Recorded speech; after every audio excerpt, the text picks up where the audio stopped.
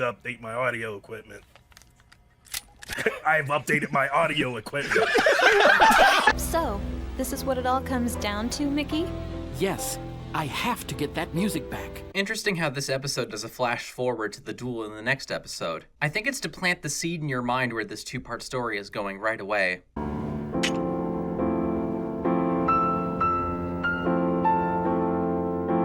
It's been 1 week since you looked at me. So, the title of this episode and the one that follows is named after this piano piece that Mickey is playing. It's a piece you hear a lot throughout the show, but I find it very interesting how it sounds different whenever Mickey is the one playing it. You'll notice that in both versions of the Sunlit Garden, the A part of the song sounds the same, but it's the B part that sounds different. In most iterations of the song that you'll hear, the B part has this vibrant, ascending quality to it.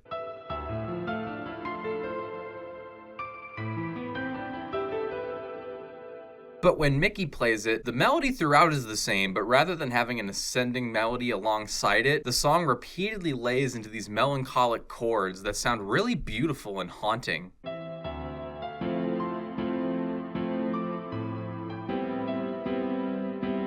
In my opinion, this is the best iteration of the song. I wish I could find an isolated version of Mickey's take on the song, but I can't find it in the Utena soundtrack or on YouTube. Another thing to note about this episode is that you'll see this yellow tint appear over scenes with Mickey quite frequently. I talked about the symbolism of the color yellow in episode 1, and how the traits most often associated with it are youth, immaturity, envy, and jealousy. Since this yellow shade pops up a lot in this episode, I'm not going to discuss the symbolism of it every time, so I'll do it here. I think the traits of youth and immaturity apply the most to Mickey in this episode, and the next. I love how the animators don't even bother editing a smooth animation for Mickey playing the piano, but they went as far as to animate Nanami's reflection on the black piano top. Your piano playing is wonderful, but why did you drop out of the competition? All the teachers were so disappointed, Mickey.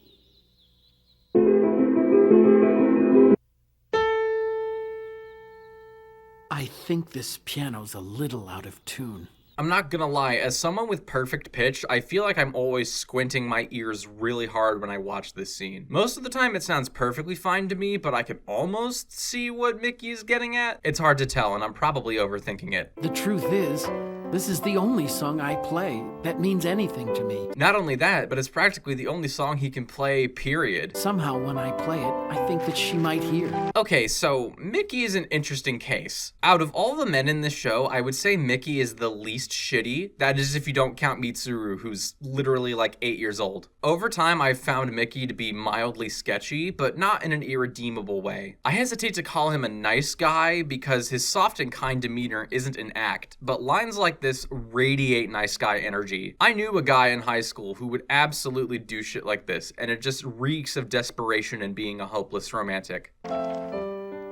Who's she? I find it interesting that this is the only episode where it's implied that Nanami has feelings for Mickey and then it just never gets brought up again. I kind of feel like this moment happens just to give Nanami more of a reason to hate Anthe. It's a song about how I can't express the eternal beauty I feel inside. Really? Honestly, I feel like he nails it with how gorgeous and melancholic his take on the song is. This is the worst grade I've ever gotten. Really? That sucks for you. Me when people complain about scoring an 89 instead of a 92 on a test. You have to have a sense of logic for that. But my mother always told me a real woman can force her logic onto any man. Your mom lied to you. That was ass. Not only does that not apply to this situation at all, but this is also like a very real thing a lot of girls are taught. It kind of feeds into the nagging housewife stereotype that's so tired and played out at this point.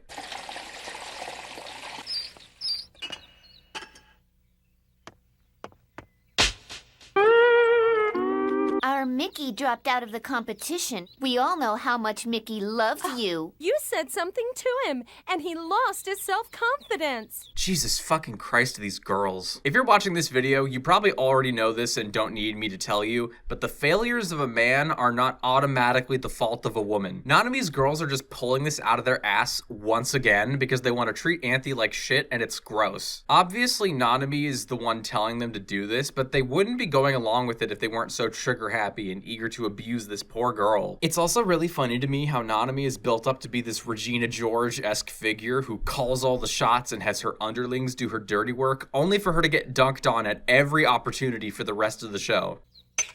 You there! What are you doing? It's also extra stupid that Nanami and the girls are going this far because unlike Saionji, who's a completely self-absorbed prick with a frail ego, Mickey doesn't need to be stood up for. Whatever his motivations were for dropping out of the competition, it was his choice to make, and I think even at this point in the show, he would probably say as much himself. Looks like you got caught in a misunderstanding about me. I'm really very sorry that happened. Thank you. I love this little piano riff that plays whenever Mickey gets flustered. It fits his character really well. In one breath, it's kind of cute how bashful he gets, but in another, all she did was say thank you, and that's all it took to make you blush. I feel like these days among young women, it's a common sentiment that you shouldn't be nice to men you don't know, and moments like this kind of exemplify why. I don't know if I completely agree with this myself, but I understand why it's a thing. Men and boys are so starved for validation and affection that for some of them, any interaction they have with a woman that's tinged positive is perceived as flirtatious or something more than what it is. You don't want some guy developing an obsessive crush on you all because you like smiled and said hi while passing in the halls or something. Who's that boy with Anthe? Oh, that's Mickey. So, quick question about Mickey's name. I've seen it spelled as both Mickey and Mickey. Which one is it?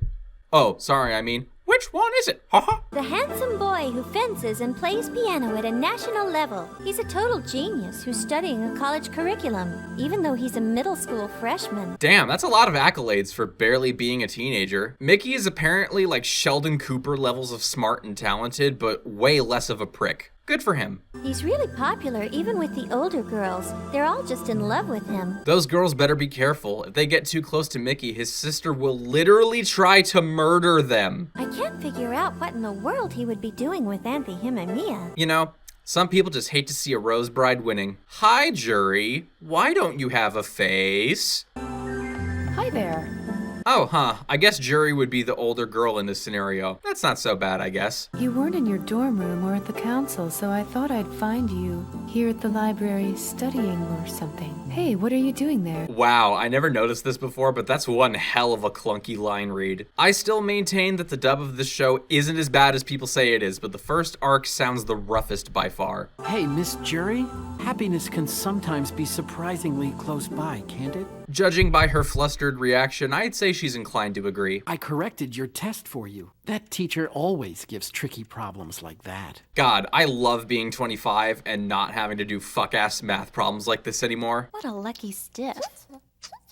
Hey, Choo-Choo, maybe I... Choo-Choo, buddy! We just went over this in the last episode. Don't eat random shit if you don't know what it is. You're all we ever seem to talk about lately. Who's we? This is we. Okay, but why does everyone in the show look so c***y when they flash their rose crest ring like this? I suppose you're after the Rose Bride, too. I may be a member of the council, but I don't want to fight a duel to make Miss Himemiya my bride. Cock your head to the side and said I'm angry. If you just memorize the formulas in this notebook, you should pass without any trouble. Thank you. The same shit twice! Looks to me as if you're really taking care of her there, Mickey.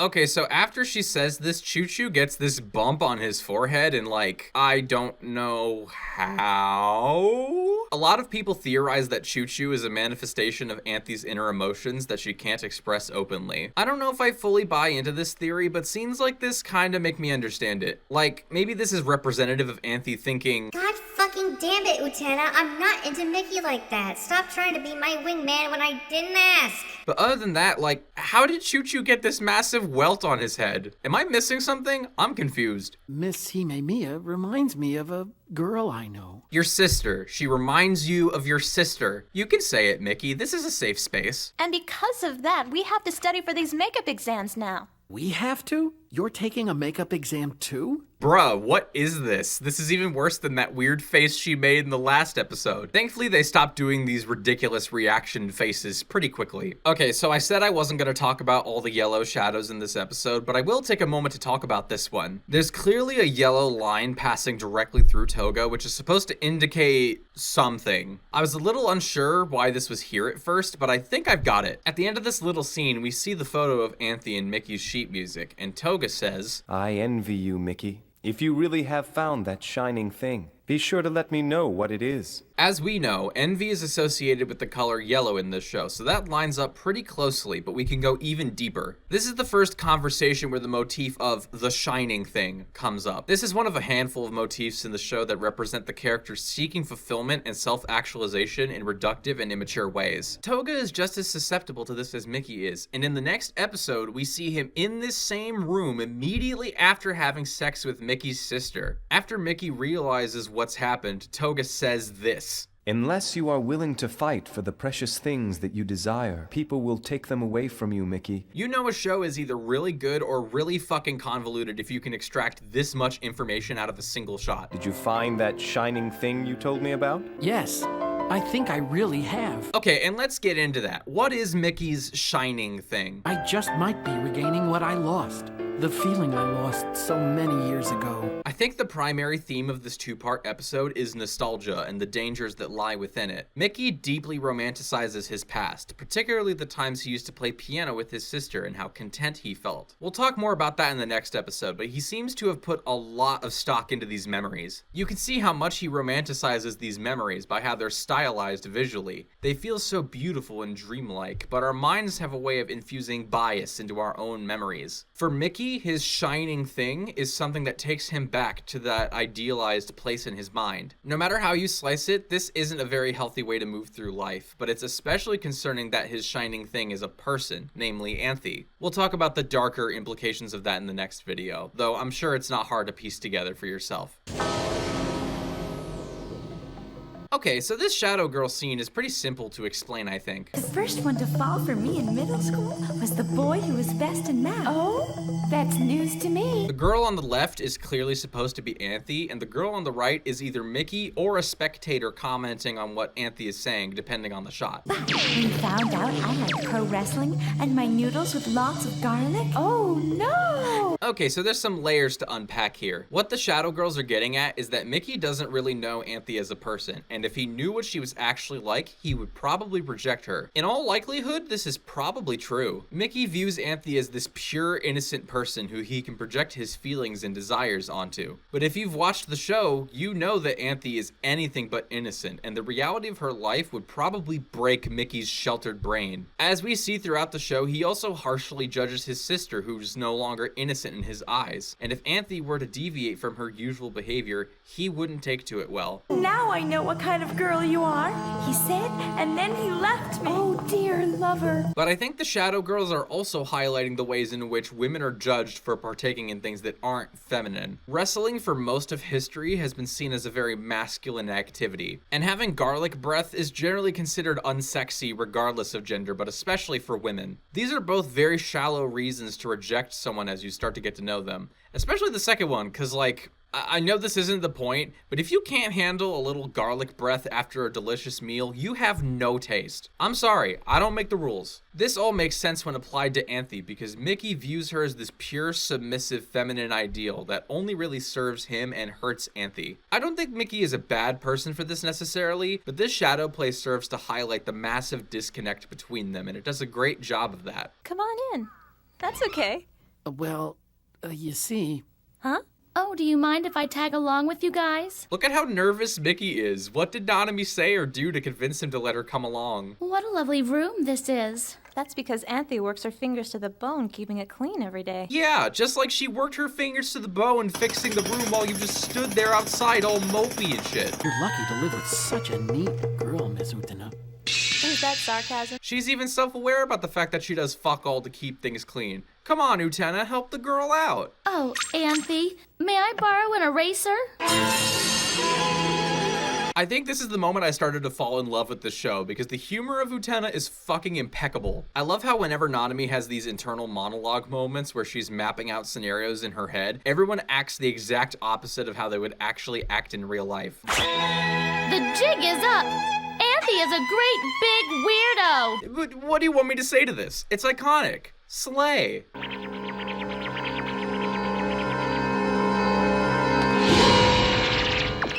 How do I not use this as the thumbnail? Snail? Snails! There are snails in her pencil box! Oh, don't worry about that. That's just my snail's home. That has to be a terrible environment to keep snails in. Wouldn't they die in there? I think it's cute. It's just like Miss Himamiya to do that. At first I thought it was odd that Mickey didn't question this, but the little guy is probably so blinded by how shiny Anthe is to him that he probably doesn't care. But they're snails! What's cute about snails? What do you mean, Nanami? Snails are adorable. Catherine, Juliet, Marcy, see you later. I don't know what's funnier, the fact that Anthe gave her snails cute names, or the fact that she seemingly only named 3 of them when there were like several dozen snails in the box. Well, in this case, you leave me no choice. What is this Mary Poppins bag that Nanami seems to have? There's no way Mickey didn't notice all of these animals she kept in the bag on the way to Utena and Anthe's dorm. My, what an adorable desk this is. I wish I had one like it. So this is a great example of the team using repeated animation to both save money and add comedy to this episode. I think when it comes to repetitive jokes like this, 3 times is the sweet spot, and this show nails it. Snails it? That's what will happen. I call it Operation Anthe's a Weirdo. You know why the world sucks now? People aren't fucking whimsical anymore.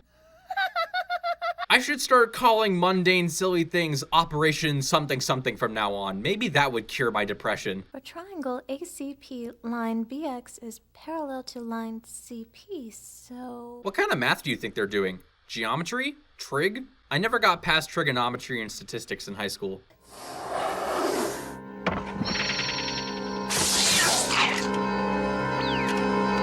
Okay, so I have a theory about how Nanami keeps getting her efforts to humiliate Anthe thwarted here. Pretty sure this isn't a new theory, but I'll talk about it anyway. We know from watching the show all the way through that Otori Academy is in a time loop, and that this time loop has been going on for presumably quite a long time. We're never told how long, but I have to assume it's gone on long enough that Anthe has probably experienced this exact scenario with Nanami or someone else in a previous revolution. That's really the only explanation I can think of for how Anthe is so on the money with this shit. I guess it's also worth pointing out that Nanami has a lot of animal imagery associated with her, so it would make sense that her humiliation attempts get thwarted in this way. And it's also fitting because throughout the show, Anthe is constantly humiliating Nanami in various ways, but she does it so subtly that she doesn't get caught. It happens way more often than you realize the first time you watch if you really pay attention. What I'm saying is that Anthe is basically the Sans of this universe. Oh, you found the drawer where Mr. Mongoose lives. I told you not to put him in there. Once again, that's gotta be a terrible environment for this animal. What the fuck, Anthe? Did you like eating that mean old snake?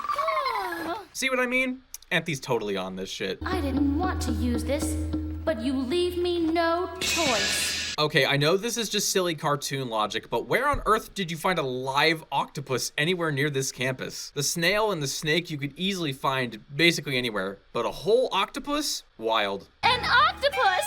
There's an octopus in there! I love how every time they do these internal monologue sequences and it cuts to this reaction shot, you can still see the rose petals orbiting Nanami in the background. It's such a silly detail to include, but it's great. The jig is really up this time, Miss Anthe Himamiya. Narrator voice. The jig was really not up this time. With this octopus, I'll get you for sure. Once again, we have a blue shade in the corner to indicate illusions, and this time it's pretty spot on because Nanami is out of her fucking mind. Okay, I know Anthe is playing the long game here, but why does no one question why Nanami is snooping around the room? Octopus! Could you imagine how funny it would be if there was like a live shark or something in there and no one questioned it? It's dangerous to just open that closet. Yeah, it sure is, Utena. Whose fault is that, I wonder? That's the ad balloon they had for last year's school festival. This octopus balloon kind of reminds me of the octopus character you can play in the Parodius games from the 90s. Absolutely bonkers shoot 'em up series if you've never played it. Video game developers back in the day were smoking something, and it definitely wasn't weed. All done. How's this look? Okay, so is no one gonna question the live octopus that's just chilling in the background? No one?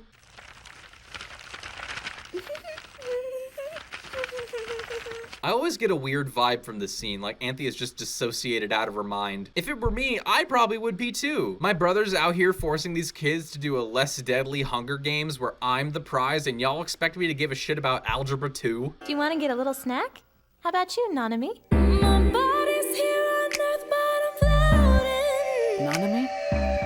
Oh, actually, I made a snack for all of us. I hope you like it. Choo-choo, shame on you for doing that. Ha ha, joke's on you, high five. I'm bulletproof. I'm sorry. I'll make something for us instead. It's really good when you mix the lemon with strawberry. You can subtly see Choo Choo in the corner here with his own little bowl of shaved ice. Also, forget taking a shot every time Anthe gets slapped. Take a shot every time the animators frame shots in a way where they don't have to animate mouth flaps. You die before you even finish the student council arc. Animals. Animals. Animals. Like animals, moles. Snails in her lunchbox. A mongoose in her desk drawer, a giant octopus balloon in her closet. Yeah, we're really just not gonna acknowledge the live octopus in the room even though it's literally strangling Choo Choo. And now shaved ice for dinner? You're making me sick. I have a very delicate stomach. You know I have irritable bowel syndrome, you racist. Why does everyone like her so much? Don't you see? Nanami, didn't you say you wanted to be Miss Himamiya's friend? Whatever do you mean? You know, I love Nanami as a character, but she really is a shitty person for a lot of the show. The only reason she failed to humiliate Anthe again is because Anthe is a cold motherfucker with a criminal record. But constantly trying to get at her because she's protective of Toga is the dumbest shit in the world. She's like if Regina George was bad at being Regina George. Wait, Anthe's gone. I think she probably doesn't take very well to study groups like this. No, I think she just doesn't take very well to being treated like shit. This little moment is interesting to me because in the original version, Anthe remarks to Choo Choo that maybe she should have made takoyaki for dinner instead. But in the English dub, she just says, Hi, Choo-choo. I wonder why they did that. Did people in the West in 1997 not know what takoyaki was? I mean, I guess they probably didn't, but the writers could have easily subbed in a different food a Western audience would recognize. These donuts are great. Jelly-filled are my favorite. Nothing beats a jelly-filled donut. You ever seen those videos where people analyze movie scenes of people playing piano and map out the keys they actually press to see if it's accurate to what you're hearing? Those people would have a stroke watching this episode. I think the episode ending on this moment of realization for Mickey is really fitting. It sets up the conflict of the next episode, and it highlights Mickey's core struggle in the show, clinging to his past and childhood innocence in an unhealthy way. I especially love this final shot of Anthe playing the piano filtered through Mickey's rose-colored glasses. It's really pretty, and it's an effective visual. The Sunlight Garden Prelude is a very solid episode of Utena. I think this is the point where the show really starts to pick up in quality now that we're able to dive more into the other main characters. Mickey is a character I find particularly interesting because he isn't evil or even that harmful in the grand scheme of things, but he has a lot of emotional neuroses that play out in unhealthy ways. I'll talk more about the themes of this two-parter in the next episode, since it's a lot more focused on Mickey's psyche. This episode is also a shining example of how great the comedy in this show is. It radiates this intellectual stupidity that just feels good in the brain, and just about any episode with Nanami in it is gonna lend itself to humor. The comedy gets more abstract as the show goes along, but the whole second half of this episode is just classic cartoon slapstick in the best way. It feels very tried and true, but it works. Thank you all for watching. I hope you enjoyed the video and that you'll stick around for the next episode. Up next is the Sunlit Garden finale, where Mickey is torn between his conflicting desires, duels Utena for Anthe, and gets creepily hit on by Toga out of nowhere. Wild episode. See you next time.